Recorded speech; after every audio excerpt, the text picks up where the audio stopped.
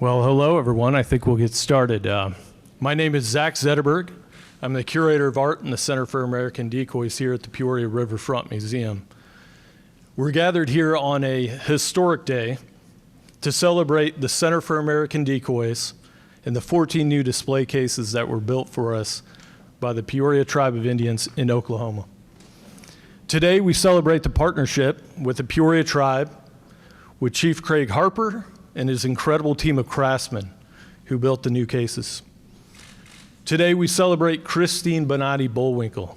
Christine established the Ron Bonatti Fund in honor of her late husband, Ron Bonatti, and the gift has allowed us to move forward with the production of the cases you see today.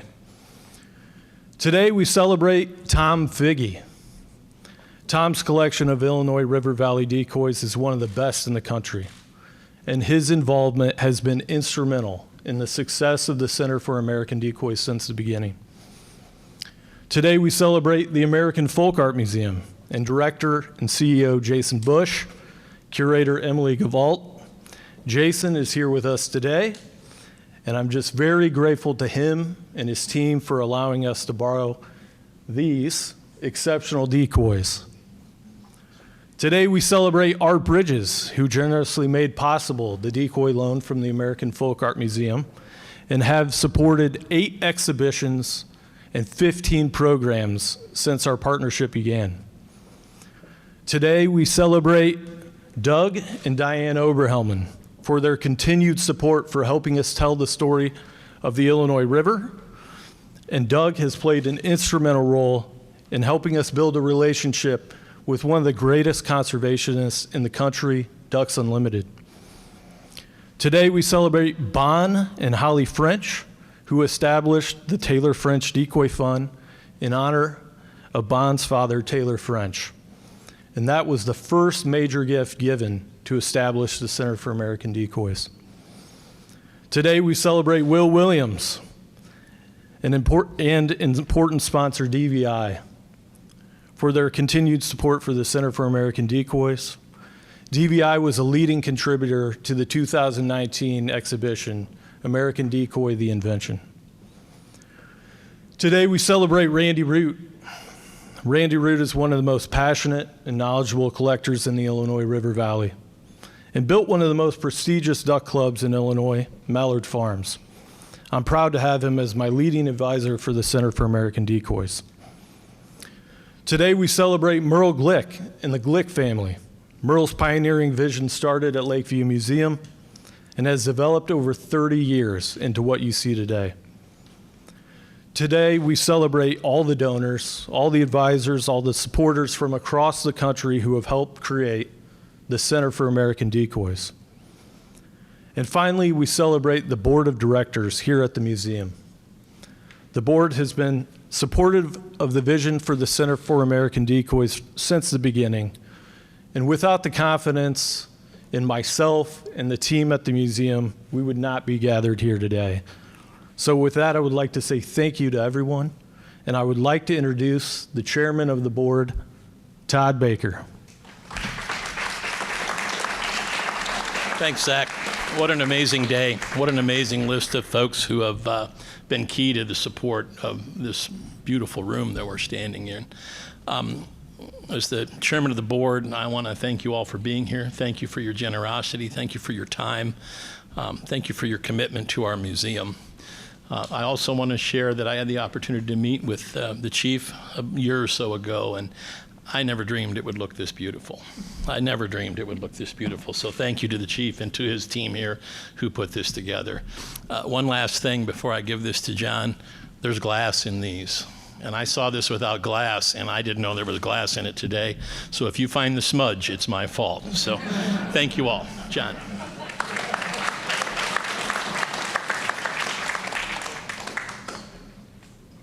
I'd like to introduce the president and CEO of the museum, John Morris.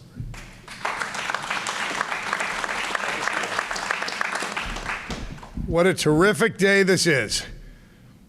The Peoria Tribe of Indians of Oklahoma is in Peoria, the namesake city.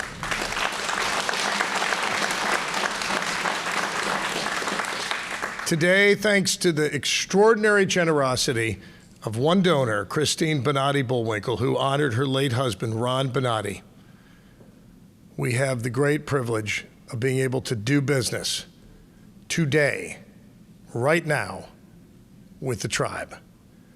And let me tell you, what they did for the Center for American Decoys is absolutely world class. So let the Peoria name be heard, that working together, we have shown the nation how to lift up an art form that America deserves to have lifted up.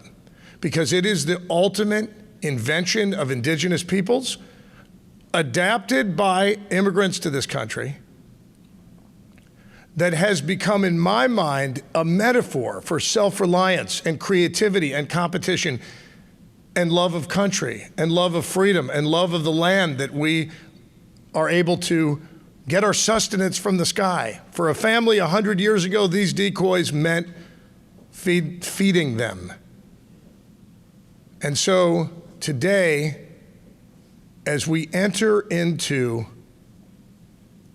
America's 250th anniversary, 2026, this museum is going to lead the country in celebrating the story of America. And it begins with us respecting that we are in a continuum of human history that for 12,000 years, more than twice as old as the pyramids of Egypt, human beings have called this beautiful river valley home.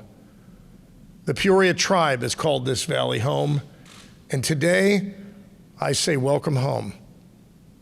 Welcome home.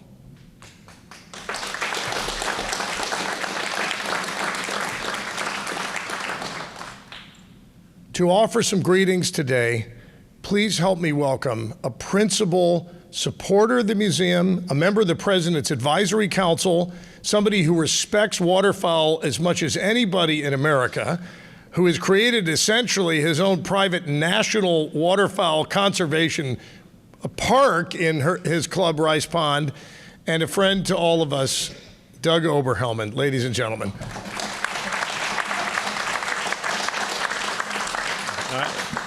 I always like John's sense of imagination, and it just came through again right there, for sure.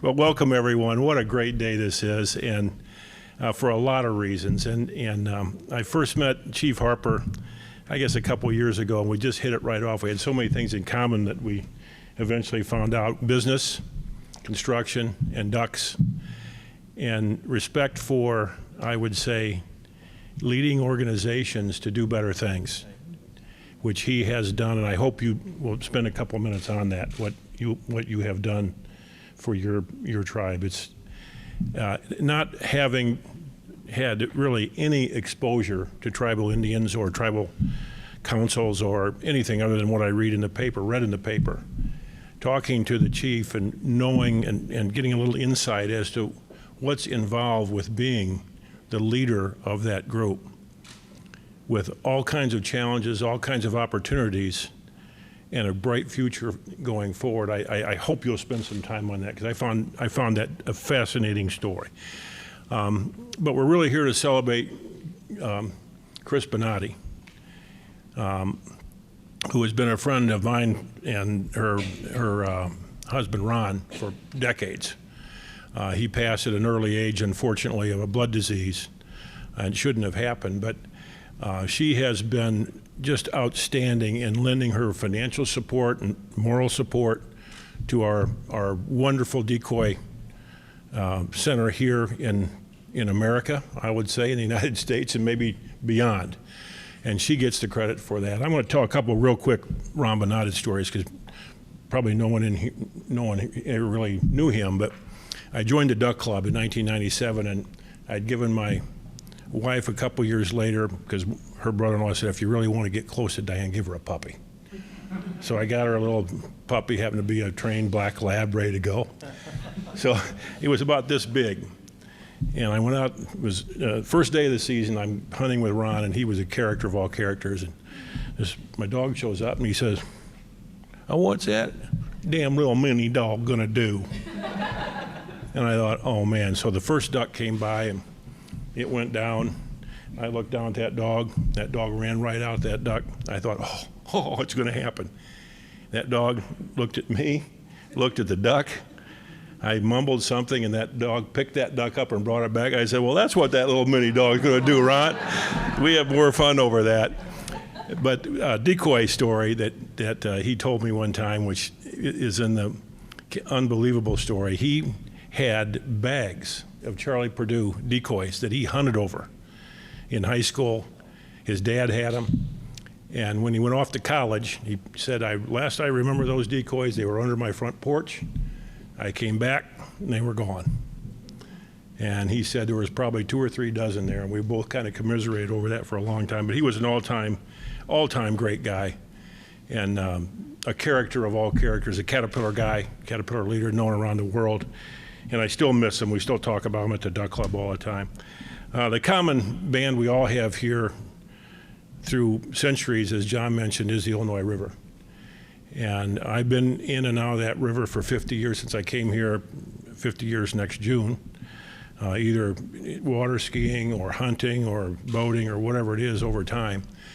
And to have that resource here for waterfowl and wildlife is amazing. I happened to be up there this morning doing some odds and ends. I saw 3 sandhill cranes. And they were only about 100 yards from me. And we've been watching the pair, and they had 2 eggs, and 1 hatched, and we watched this little one grow up, and now the juvenile was with the 2 parents. And it was really pretty cool as they lifted off and they squawked prehistorically. And I thought, 30 minutes downstream is a big city, and who would guess we have this right here in our backyard? And that's really kind of our motivation for doing what we do with ducks and decoys. Fortunately or unfortunately, I never got the decoy bug. So, Randy, I'm sure I've saved a lot of money not having bitten by that bug. But I do so much appreciate that, and especially the collectors that keep this going and alive. And to have this center here in our own backyard, in our front yard in this case, is absolutely fantastic. So I'll just close by kind of recognizing the treasure we have here with the Peoria Riverfront Museum and what John and his incredible team has done. John knows this. Every morning I get up and I read my email, and the first thing I look for is that letter from John Morris. It's better than the Peoria Journal-Star. That's not saying much, John, but I read that one every morning too. And I can't wait to find out what's happened, what's going to happen, and so on. And it's really something to be very, very proud of here in Peoria, Illinois. And finally, Chief and those from the tribe, we're so glad you're here. A big welcome. These cases are absolutely first-class quality, exceeded our highest expectations that we had, and I know there's a lot of tender, loving care that went into each one of those. And Chief told me he handpicked each one of you to do that, and I can see that probably happened. But we're so glad you're with us. Having, again, lived here almost 50 years, I never really knew what Peoria meant. I knew it had something to do with Indian ancestry. We live in Kickapoo, Illinois, so we knew that too. But to finally make the connection, to finally put the past, the present, and the future together with the Peoria Tribe from Oklahoma is really something.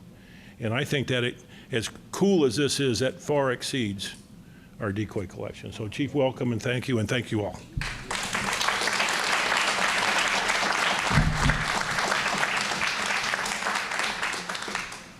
Thank you, Doug. So today, as has been mentioned, is in gratitude to Christine Bonatti Bullwinkle and to many others. And one of those folks I want to bring forward right now has been a supporter of the promise of the story of decoys. Objects tell stories, and stories inspire people. In the museum business, especially here at the only multidisciplinary museum of its kind in the nation, art, science, history, and achievement, we love bringing these objects together for one purpose: to lift people up, to unleash their full talent and genius. And so decoys is one of the ways we do that. And to help reflect on this a little bit is somebody who was a leader from the very start, Will Williams, who I'm going to, do you know you're speaking? Who is on the agenda, who I forgot to tell he was saying something.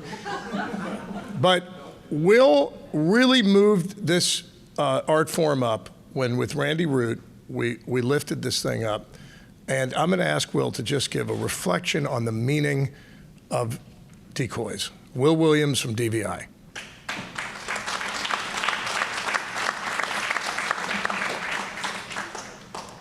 Thanks, John. Typical of John. Well, I mean, first of all, I want to say, I mean, back to Ron Bonatti. Believe it or not, Ron Bonatti was my first pusher at the rice pond. When I was 26 years old, I'm sitting in the blind, young kid, didn't know anything, and I said, "Hey, Ron, what do you do for a living?" Thinking, you know, probably worked on the Santa Fe Railroad. Lo and behold, he was a vice president at Caterpillar, and I said, "Mr. Bonatti, what can I do for you today?" First of all, DVI is extremely proud of its association with the museum and specifically the decoy collection. For those that didn't know David Vaughn actually today would have been his 100th birthday. And as a consequence of that, you know, this is an extremely appropriate birthday present. He would have been 100 in 1924. John and I have had lots of discussions in terms of the meaning of the decoy, and you know, people look at it today as this American folk art treasure. And John and I are aligned and both agree that the significance of the decoy is really the expression of the carver and the connection to that carver coming to America and pursuing the American dream.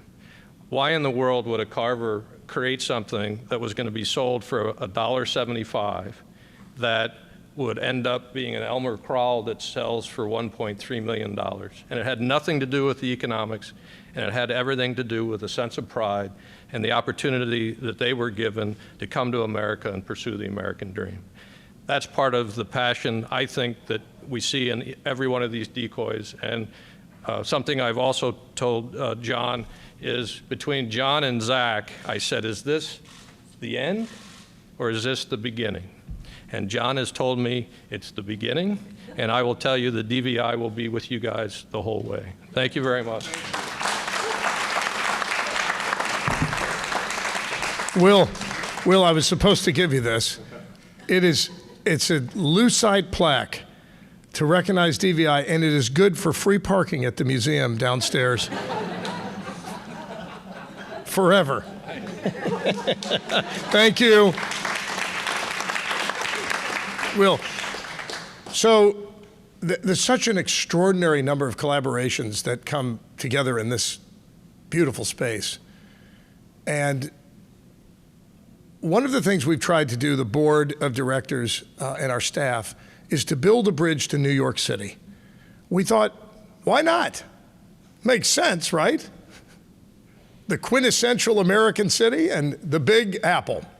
And so we have collaborated with the Whitney Museum of American Art, with the American Museum of Natural History, with the Museum of Modern Art, with others in New York. But the newest and best collaborator of ours is the American Folk Art Museum, based in New York, America's preeminent institution to look at the art we make that springs from our brows, from our hearts, not only here, but all over the world. And we have with us today, for his first visit to Peoria, the president of the American Folk Art Museum. Help me welcome into the lectern, Jason Busch.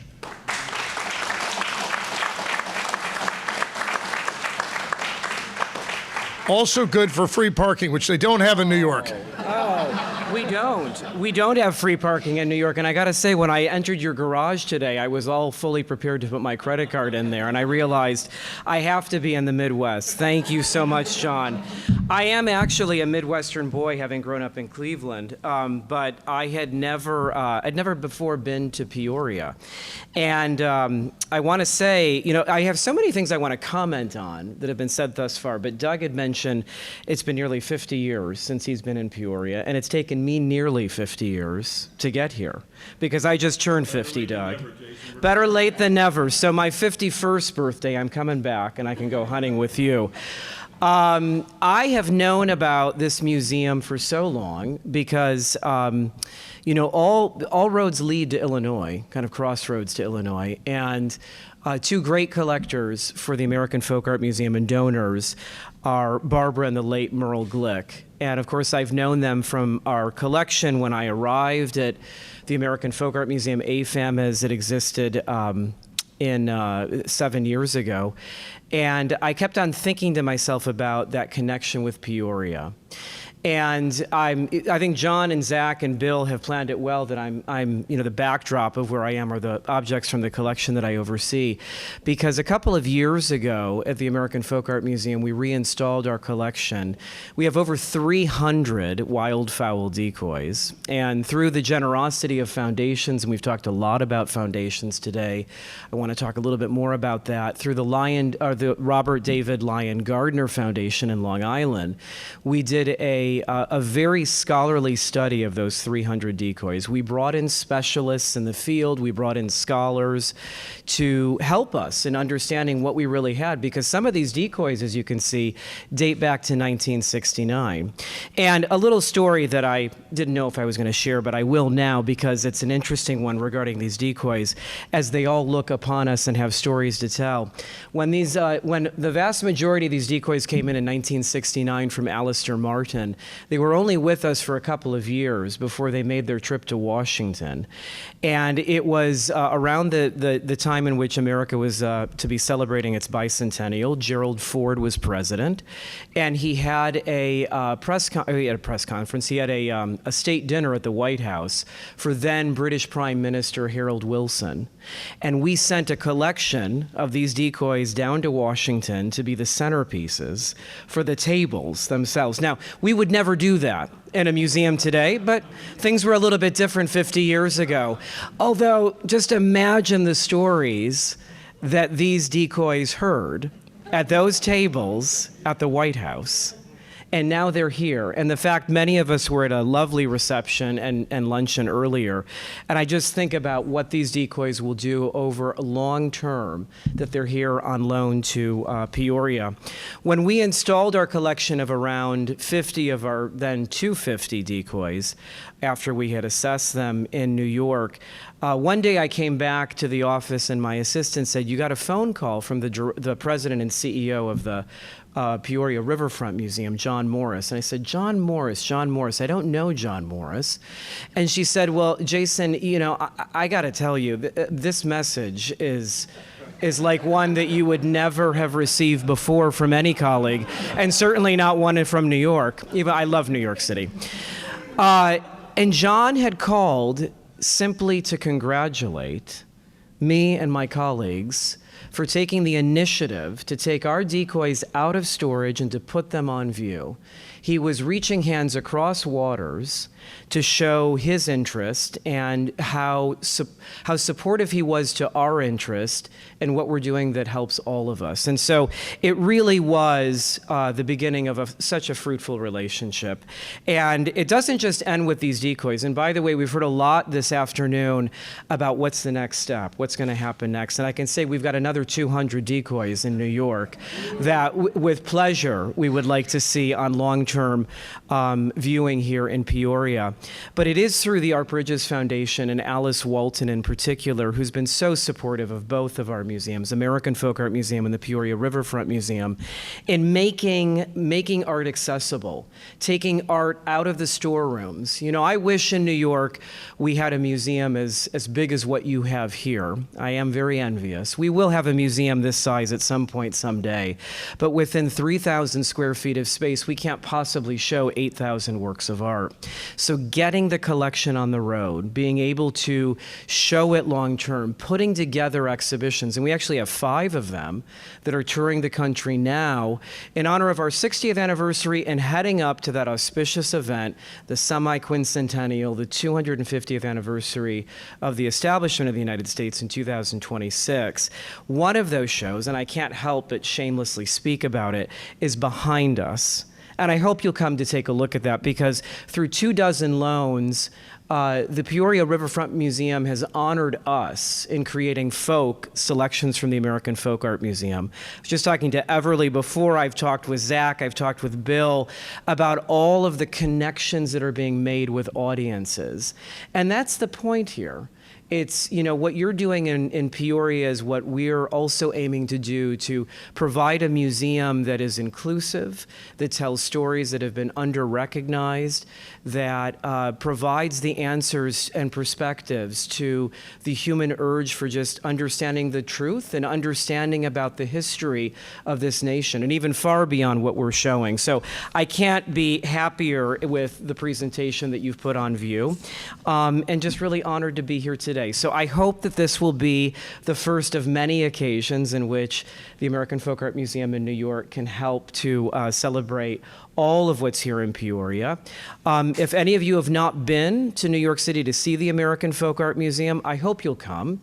We're right across from Lincoln Center. We're very near the American Museum of Natural History, and all of our exhibitions, all of our virtual programs, which you can gather on site on our website, are free to all always. So thank you, John. Thank you, Bill, Zach, Everly, all of you at the Peoria Riverfront Museum for welcoming me, and I look forward to supporting you.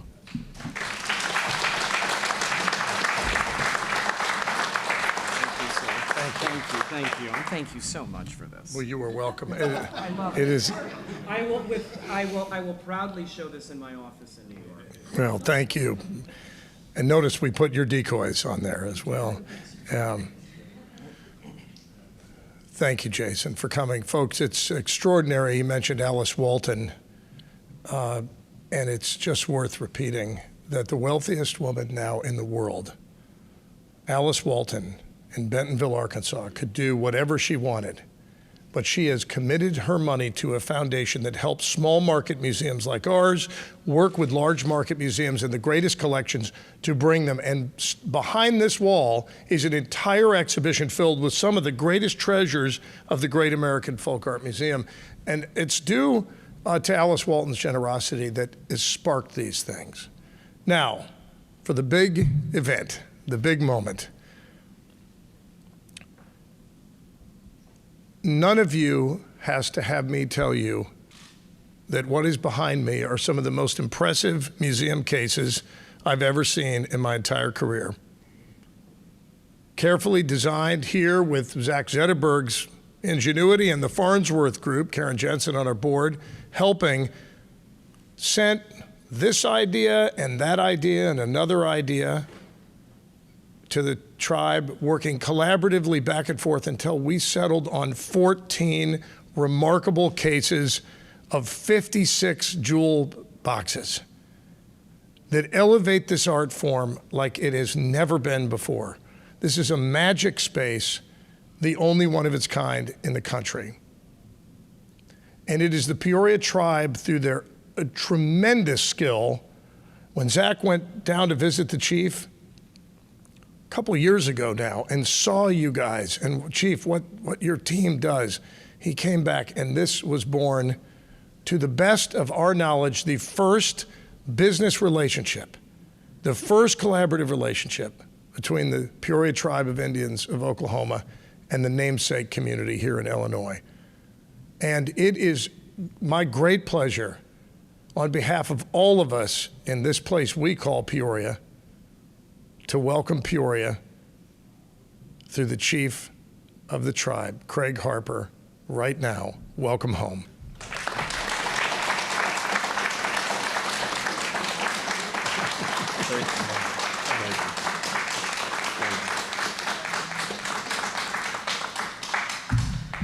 Well, good afternoon.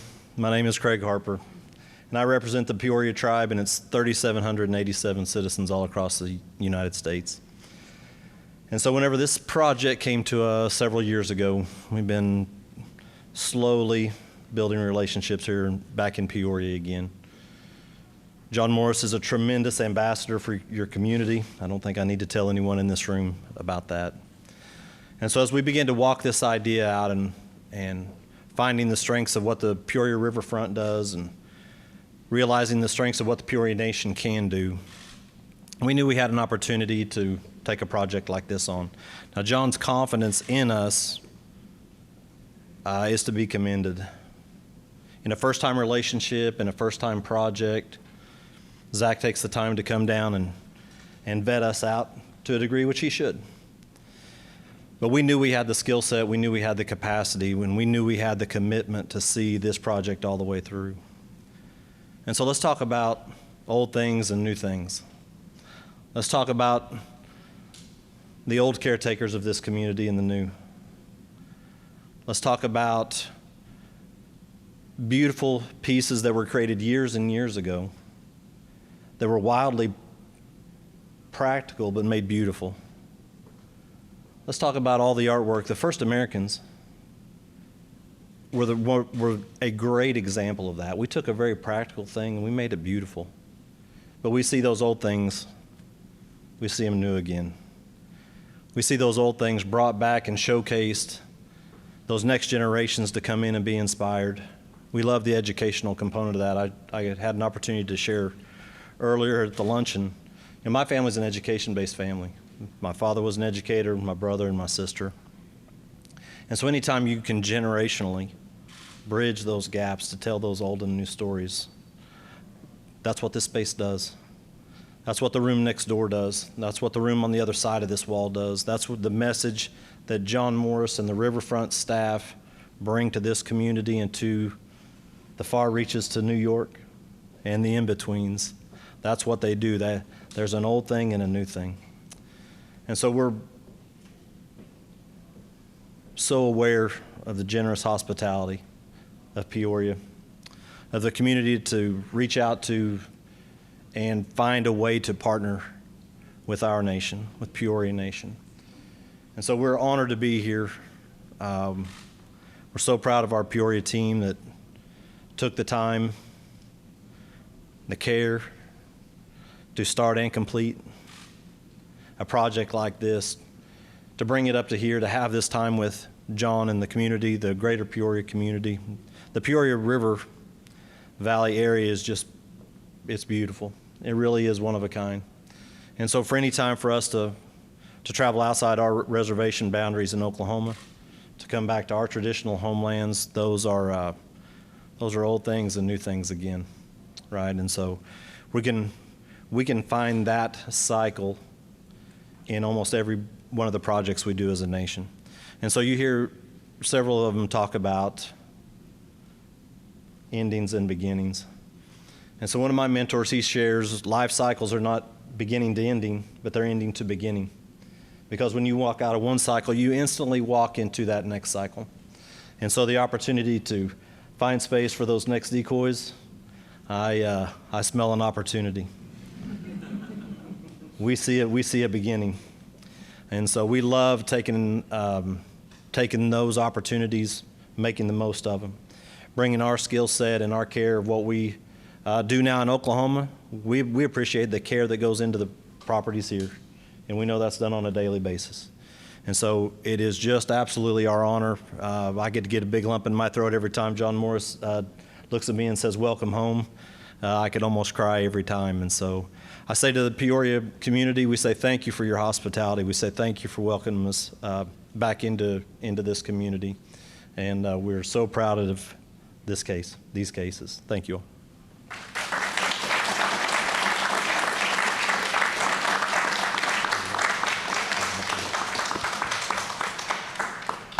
Chief, if you don't mind, I think it would be appropriate for the team to stand up and be recognized. Stand right here. These are the hands that built these beautiful cases.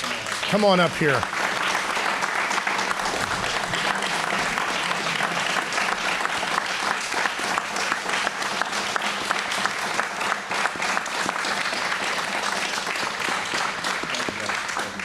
Thank you, gentlemen. And Logan Pappenfort, from a member of the tribe, just down the road here, now a resident here in Havana, working with our sister museum in the Illinois State Museum. Welcome to you, Logan. Chief, it's a great day for those who have the name Peoria. And we thank everybody for this day.